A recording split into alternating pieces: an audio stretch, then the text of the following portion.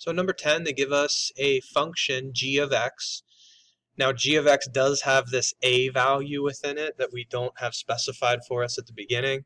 They do go on to tell us that a is a constant. We kind of guessed that by looking at the equation.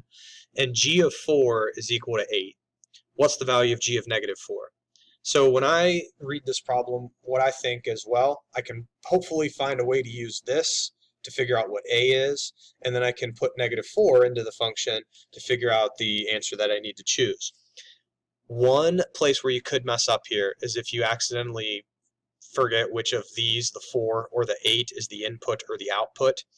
So which of these are you going to put in place of x, and which of these are you going to put in place of g?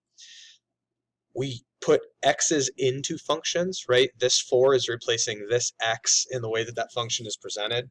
So if I put 4 in place of this x right here, I have a times 4 squared plus 24. That has to be equal to the answer that they tell us we get for g of 4, which is 8. So if you take a minute to solve this, you can square the 4, get a 16.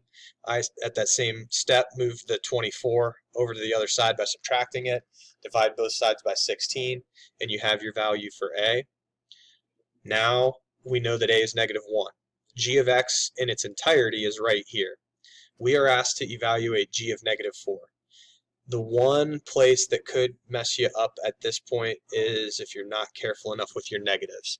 I have negative 1 times x squared, and then I'm putting a negative in place of x. So when I square this negative, I end up with negative 4 times negative 4 giving me positive 16.